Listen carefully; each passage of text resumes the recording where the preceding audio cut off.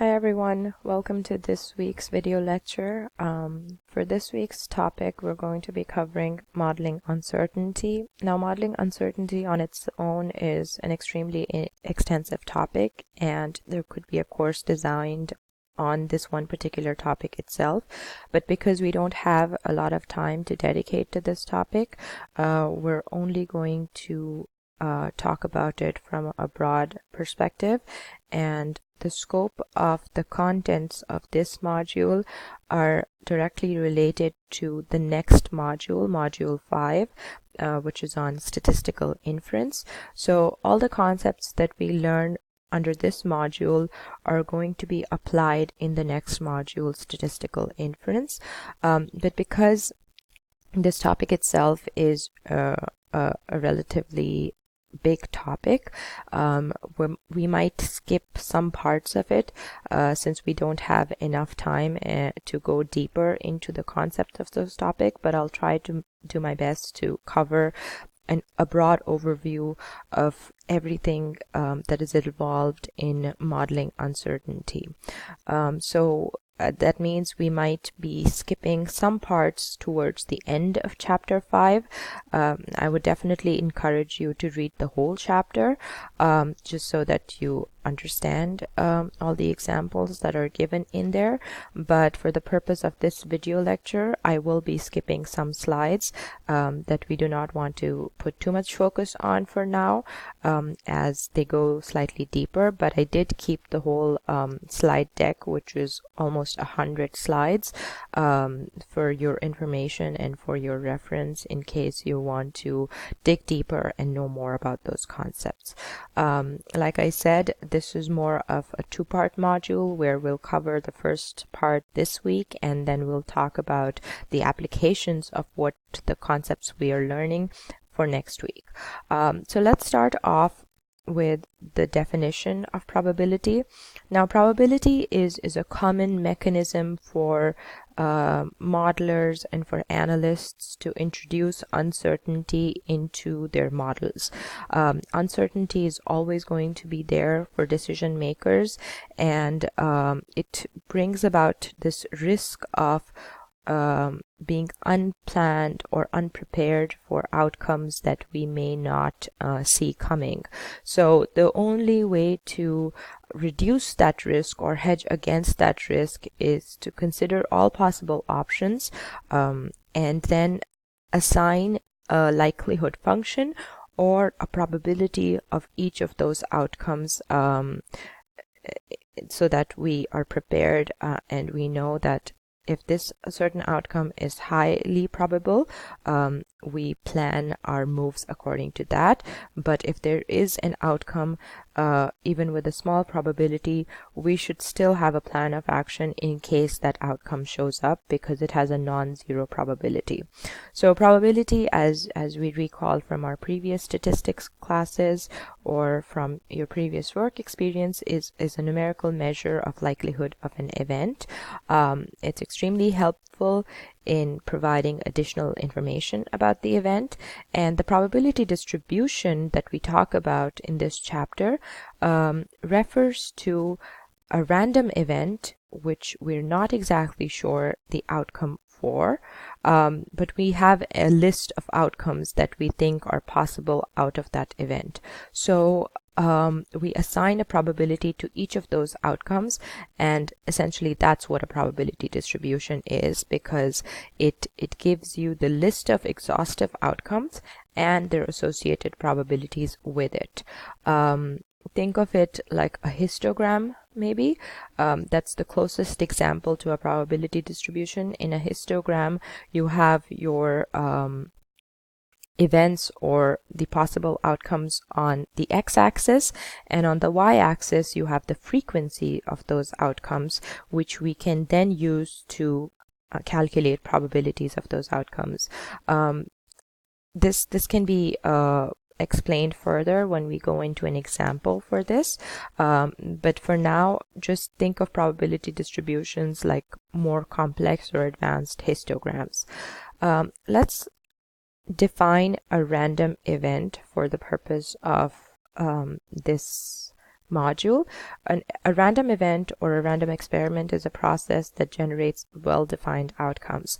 So think of an example of a coin toss. It's a random event. The outcome of the coin toss is either a heads or a tail. Those are the two possible outcomes that could result as an outcome of the random experiment.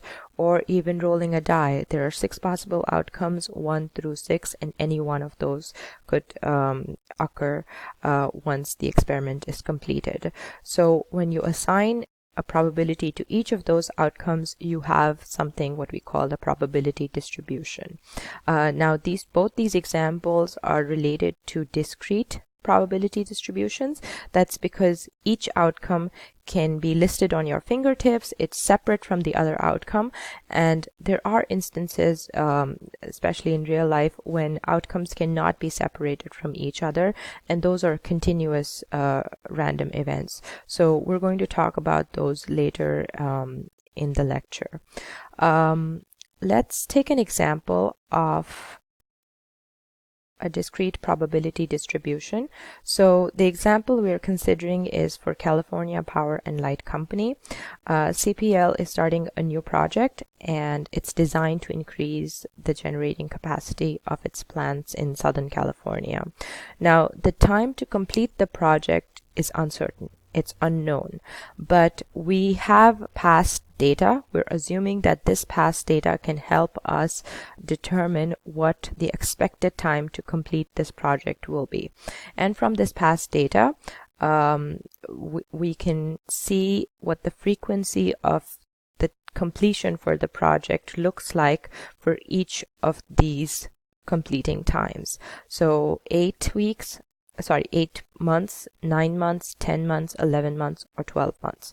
So the random event in this case is project completion, and the outcomes are these 5 listed over here.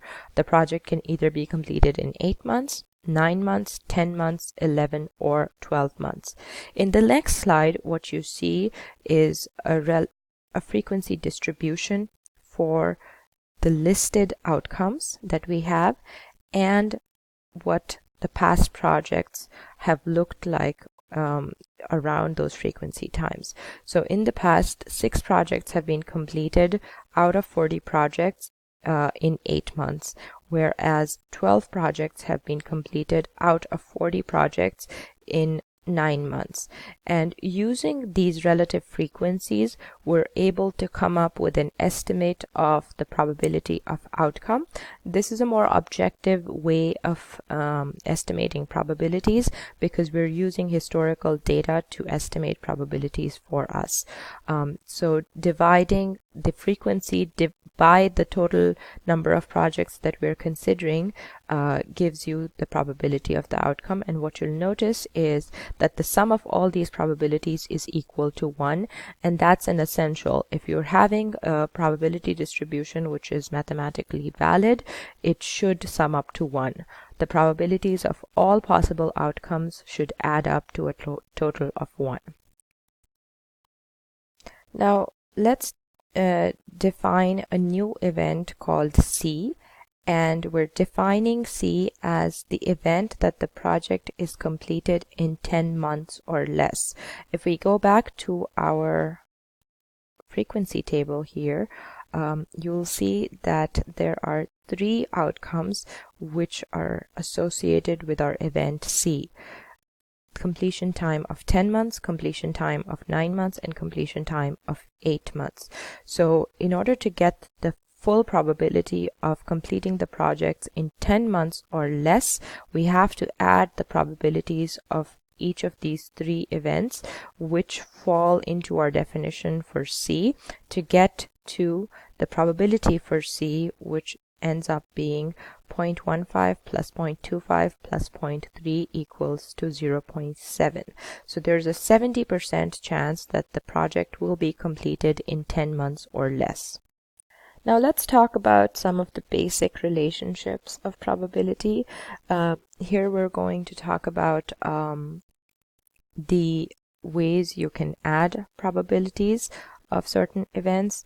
the ways you are going to multiply the probabilities of certain events, and what are the rules around those mathematical operations of addition and multiplication. But first we're going to define a term called a complement. The complement of any event, let's call A, for example. The complement of an event A can be defined as the event consisting all outcomes which are not in A. So if I go back to my previous example for CPL, then our event C, the complement for C would be project completion time of 11 and 12, because these two are not included in the definition for C. So C refers to these top three outcomes, and this complement of C refers to these bottom two outcomes. This is a nice Venn diagram to show that event A is all the events that are defined within the circle, and everything outside of the circle is the complement of A. And like I said earlier, if your outcomes are collectively exhaustive, that means you're considering all possible outcomes and there are no outcomes that are left behind, then the probability of A is simply 1 minus the probability of A complement, which we denote using this notation, A subscript C. I can switch things around in this equation and say that the probability of A and the probability of A complement should always equal 1. That's one rule that you should remember throughout this module. The second rule that we're going to talk about is the law of addition, which we also use in concepts such as unions of events or intersections of events. A union of events is if you have multiple events that you're considering, then when you want to add the probabilities of all those events, that's called the union of events.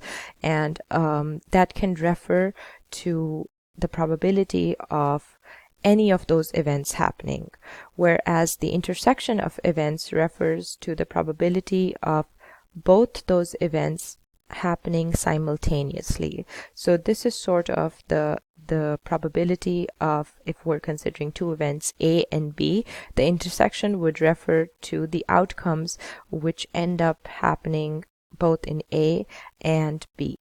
So let's see how these are mathematically defined in the next few slides. Coming back to my example of event A and event B, these are two events that we've already defined, and there are certain outcomes which will result in event A happening and certain outcomes which will result in event B happening.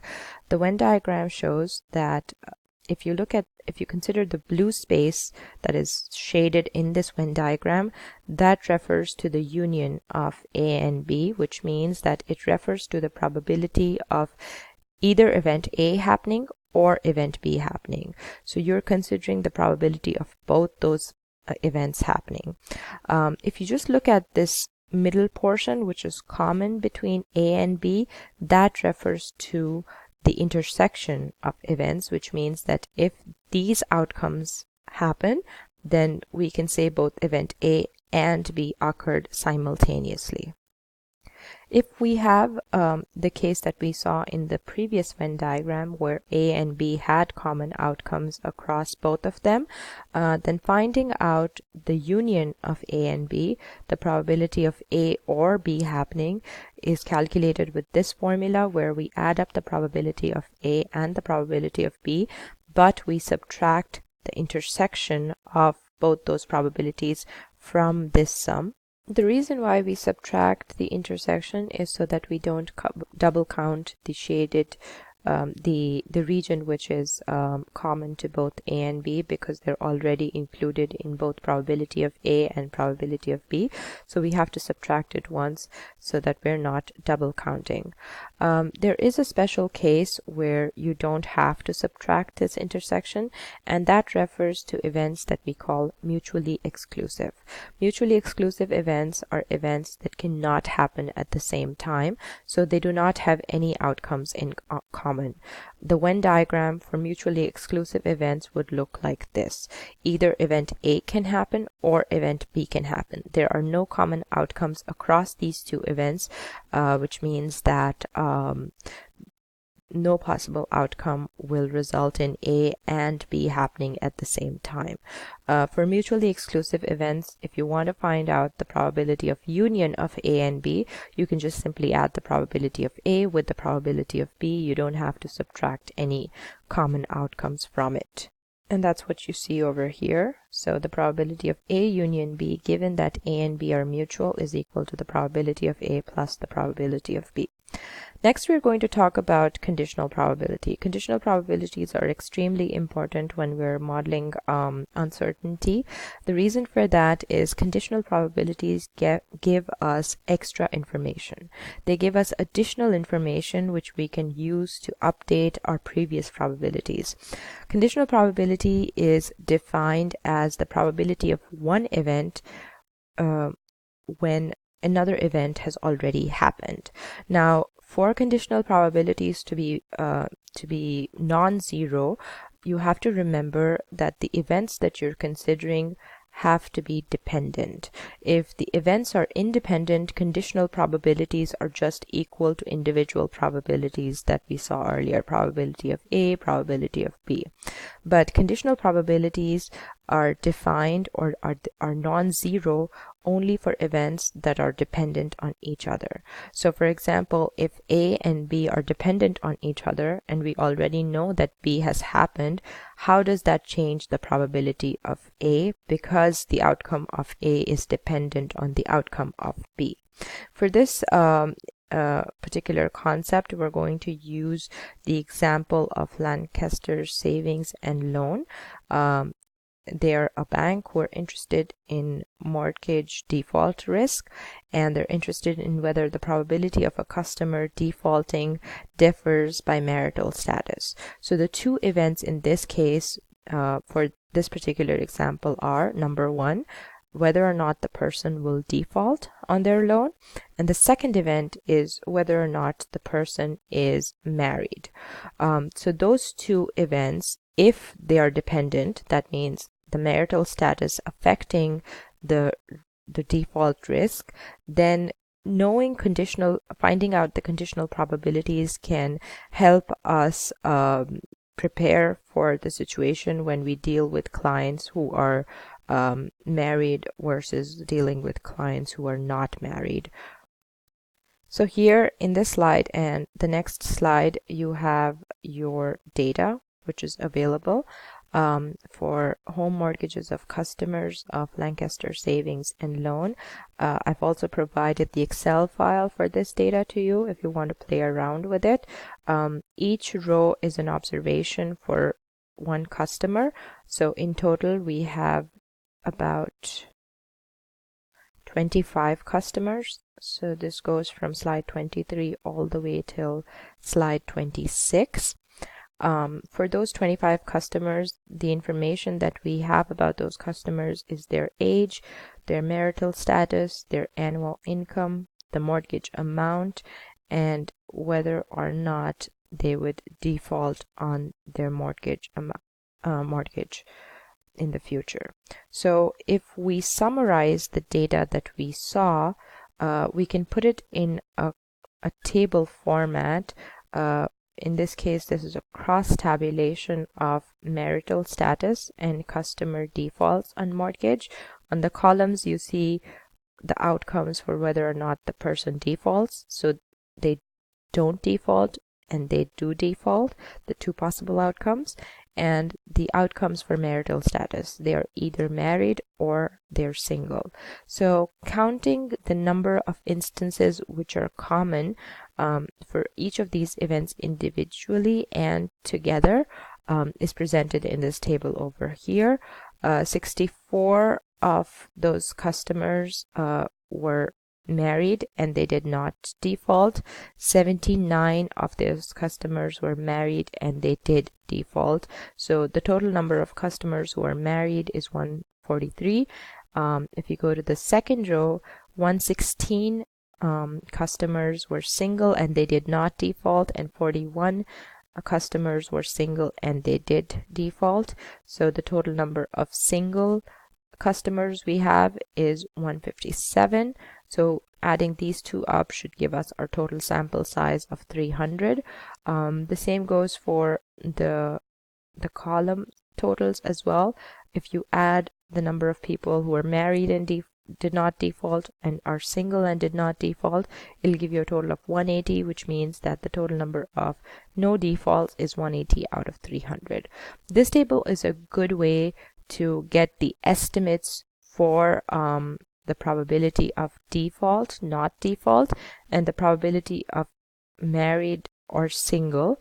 And then using those individual probabilities, we can find out the probabilities for married, for the probabilities of, not defaulting if they are married, and not defaulting if they're single.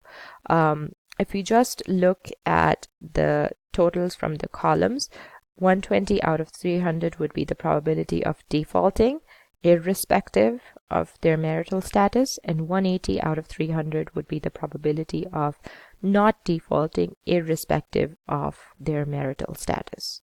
If you have data in Excel format, it's easy to get the cross tabulation that we saw on slide number 27 using a pivot table. You can select the whole data and then insert a pivot table from the Insert tab in Excel. We practiced this a little bit with our data visualizations module. So if you drag marital status to the rows in your pivot table, and you drag what is this? Default on mortgage in your columns, and you drag the number of customers into the values section, it is going to give you these totals and the numbers that we obtained for the table in slide number 27. So far we've discussed what conditional probability refers to, but on this slide you see the formula for calculating conditional probabilities, and the notation that we use is the conditional probability of A given that B has already happened. Notice that the event that has already happened is after this vertical dash. That's how you would read this notation. The probability of A given that B has happened would be equal to the probability of intersection of A and B. So all the outcomes that are common across A and B divided by the probability of B. A quick way to remember this is that whichever event happened first goes in the denominator. The same way, if I reverse the positions, the probability of B given that A has happened, the probability of A goes in the denominator, and the numerator is the same as the previous formula. So let's go back to our let's go back to our mortgage default example to get to the conditional probabilities and use the formula that we just saw in the earlier slide. This is the same table that I had earlier for married, single, default, and non-default. The only difference is now that instead of showing frequencies, we're showing probabilities. And the way these numbers are obtained is you will simply divide the number of people who were married and they did not default by the total number of people in your sample to get these marginal probabilities. So for example, the probability of being married and defaulting on the loan, on the mortgage, is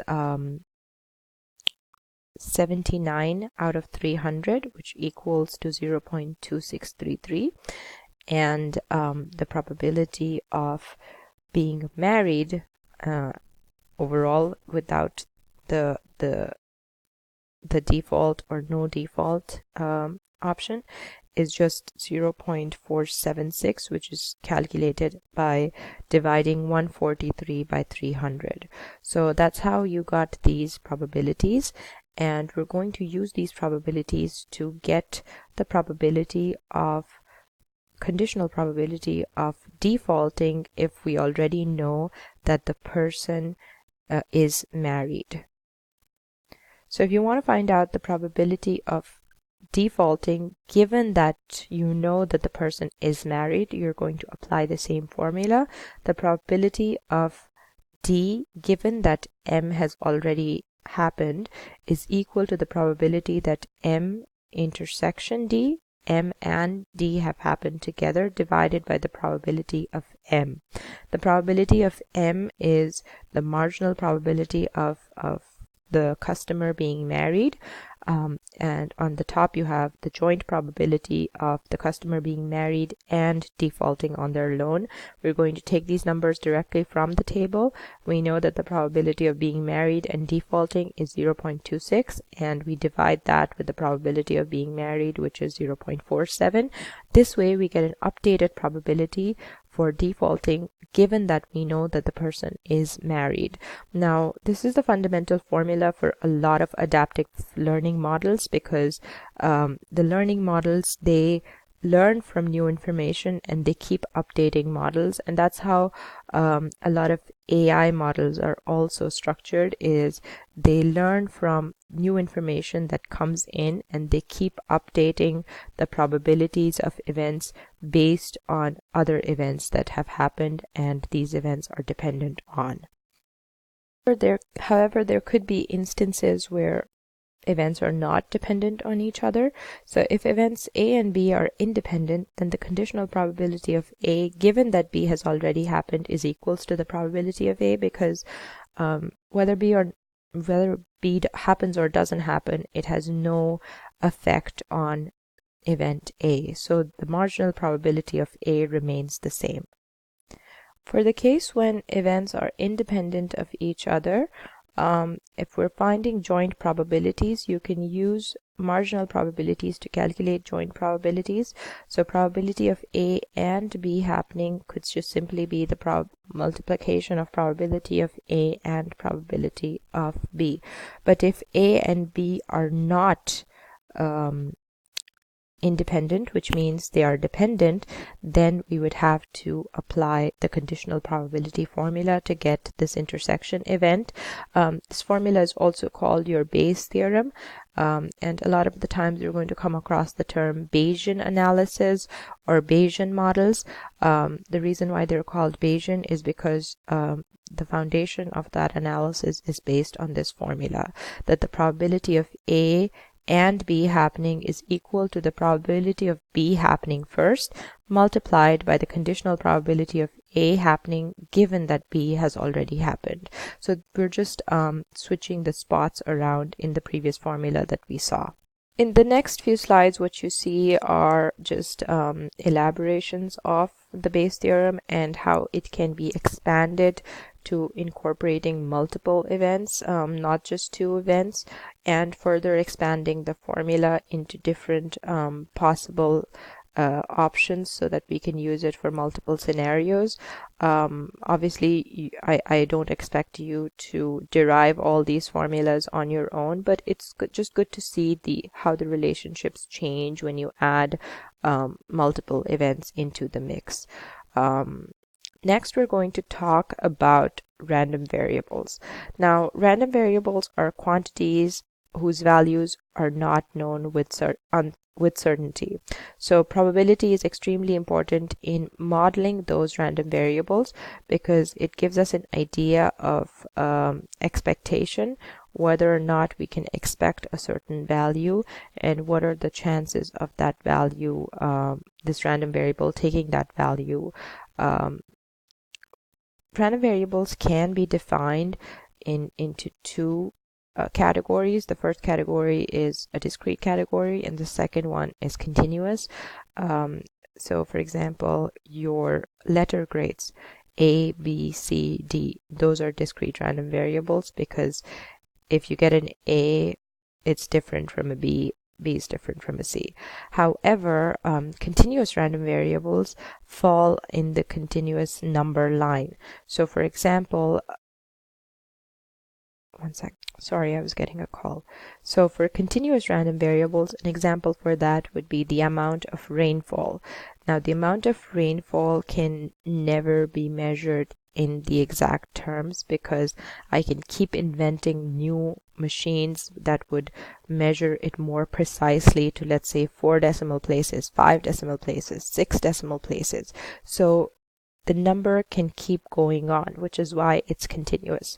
Stock prices are also continuous random variables, whereas experiments such as tossing a coin or rolling a die, they are discrete random variables.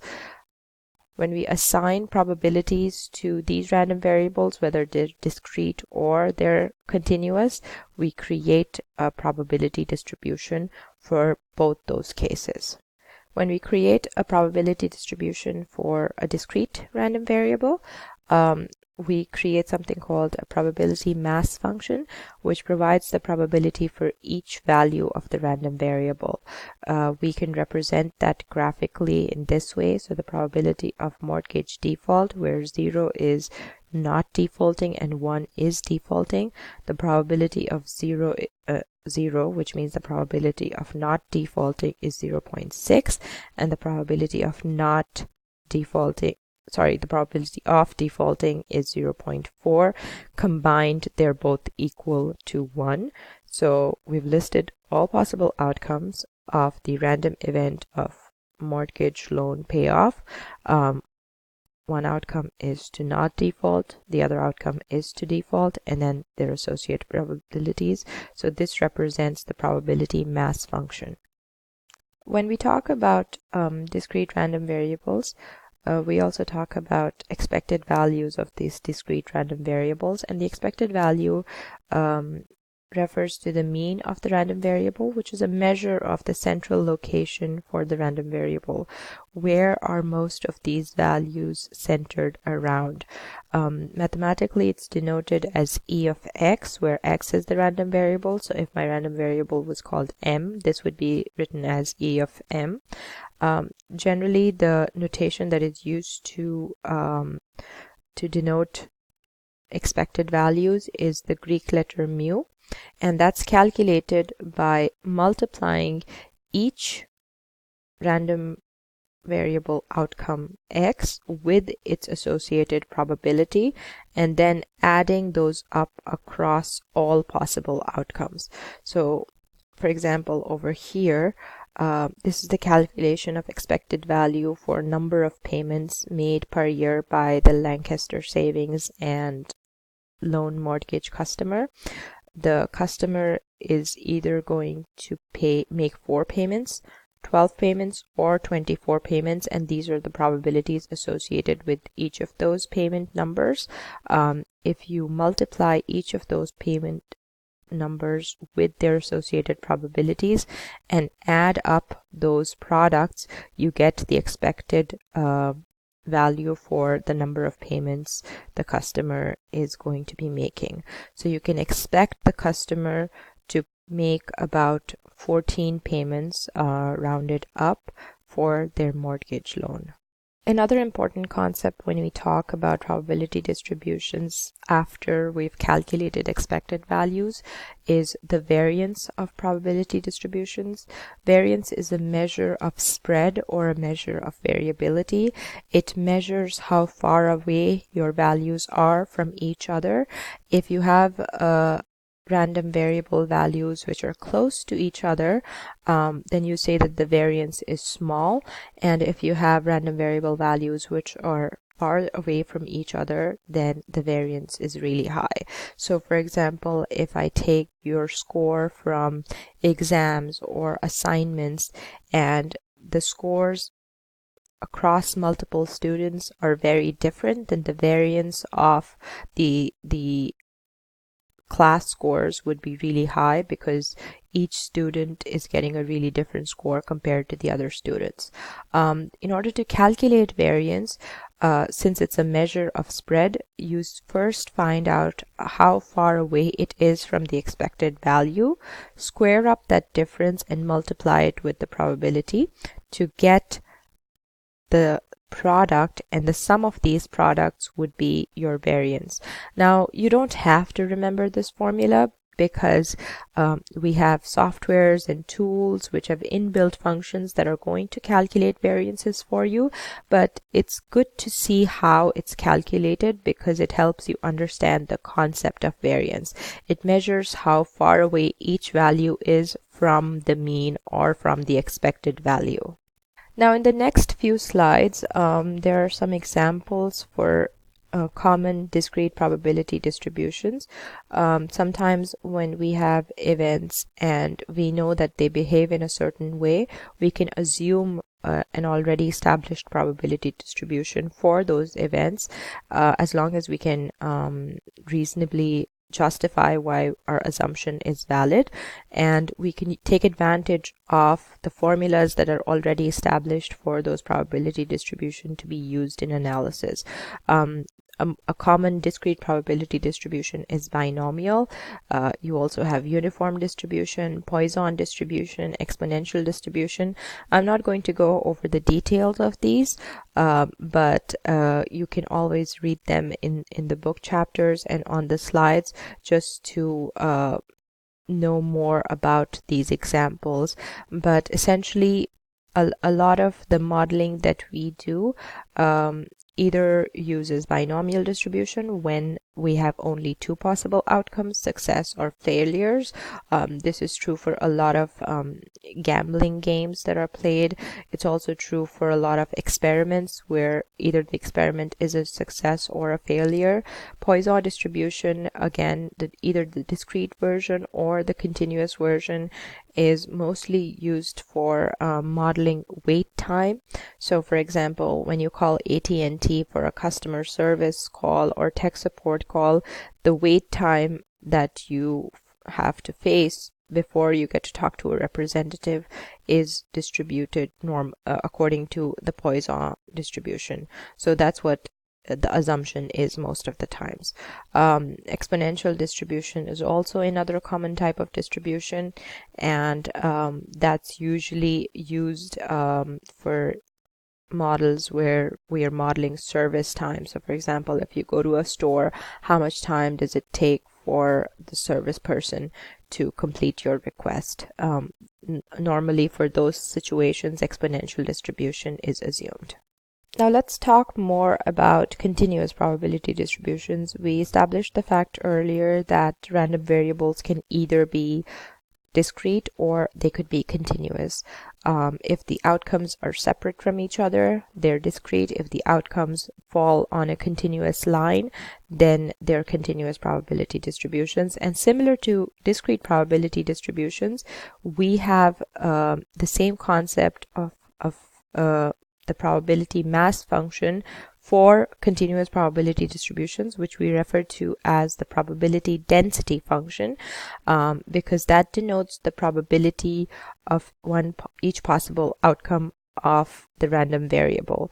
Now, unlike the probability mass function, which we saw was in a graphical format, it was basically just lines for each outcome. The probability density function for a continuous random variable would be represented by a continuous line instead of points on the graph. And it's generally denoted using a function which describes the relationship between probability and the outcome of the random variable x. Now this here is the probability density function for a variable which is flight time in minutes, and this variable we're assuming is uniformly distributed, which means that each possible outcome on this continuous line, it has the same probability of occurring. So the probability of the flight taking 120 minutes to land is the same as the probability of the flight taking 140 minutes to land. And the area under the curve represents the probability of an event taking a value less than what we're considering or equal to. So for example, if we want to find out the probability of the flight time being between 120 minutes and 130 minutes, we would simply calculate the area under this graph over here and this shaded area would represent the probability of x taking a value between 120 and 130. Similar to discrete probability distributions, even for continuous probability distributions, there are different examples that we can use and we can use as assumptions for our random variables.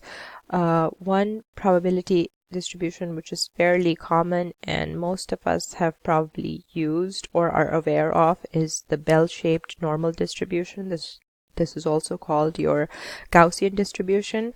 The reason why this probability distribution is so widely used is because of its attributes which make it very favorable to be used in models.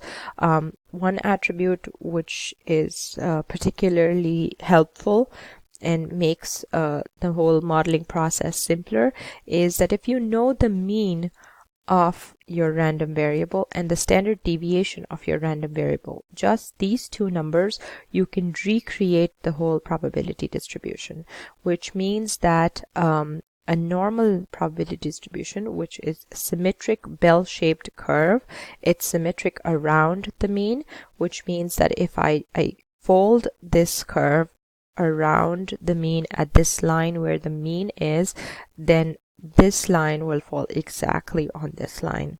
So the chances of this particular random variable taking a value one standard deviation away from the mean is the same as the probability of going one standard deviation above the mean. The general idea behind using a normal distribution is that most of the values will be located around the mean. That's why you see this peak, and then there will be few extreme values with really small probabilities. So on the y-axis of this curve, which is not given here, are the probabilities of each of these possible outcomes that you see on the number line. And the function through which we create this curve is given on this slide over here. Obviously, you don't have to remember this function because we have softwares and tools that are going to calculate probabilities for you. If you know the mean and standard deviation, you should just be aware that this is what the function that makes a normal distribution normal, essentially. So for a normal distribution, it is good to note that the mean determines where the peak is going to be, and the standard deviation determines how flat or tall the curve is going to be. If a standard deviation is high, the curve is more spread out and it's flatter. If the standard deviation is low, the curve is more peaked and it has higher values around the mean, which is true if you think about the definition of standard deviation, because it is the square root of your variance. So it is a measure of the spread. If your values are spread out further apart, you would see a flatter curve, and if your values are more condensed, you would see a taller condensed curve. When working with normal distributions, another attribute of the normal distribution which makes it easy and which works in the favor of using normal distributions is the rule of thumb. There's a general rule of thumb that if you move one standard deviation away from the mean, that's the range where 68% approximately of your values would fall. The same way, if you move two standard deviations away from the mean, within that range you can expect to have 95% of your values approximately.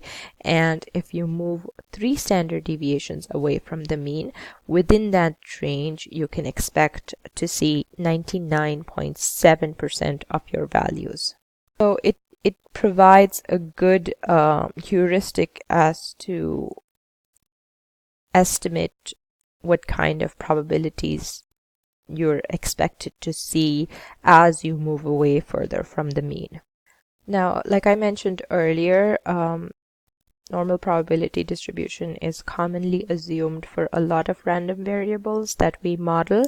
And if we assume that, let's say in this example, flight hours is normally distributed around the mean of 36,500 with a standard deviation of 5,000, we can use these two numbers to calculate the probabilities for different values of the random variable. So let's say, for example, I'm interested in finding out the probability of this random variable x, which is flight hours, taking values greater than 40,000. How am I going to do that? I can simply use the norm.dist function to get that probability. All you need is the mean of the distribution, the standard deviation of the distribution, and input those in this function norm.dist. So the first argument that is used for this function is the value that you're looking at for this particular probability. We're looking at the values of x greater than 40,000, but since the function only calculates values less than, we're going to first calculate the values less than and then use the complement rule to get the value for probabilities greater than. So for calculating the probability of x less than 40,000, you would use norm.dist 40,000 as the first argument, comma, mean of the distribution, comma, standard deviation of the distribution, and specifying whether you're considering a cumulative distribution or a non-cumulative. Most of the times, I would say 90 to 95% of the times, we're working with cumulative, so this will always be true. You can even just type 1 here for true and the function would still work.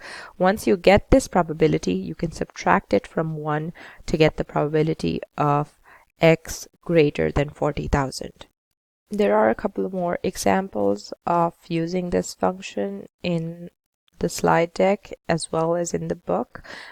Because we're not focusing too much on exponential or Poisson distribution a lot, I'm not going to cover them in this lecture, but you can read about them in the book chapter and in the slideshow, the slide deck that has been provided to you.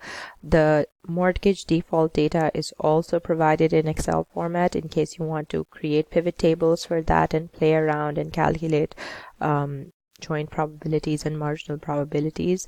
I would encourage that. So this is where we will end this video lecture. Again, please read chapter number 5 from the book and try to practice through these Excel examples so that you understand it better.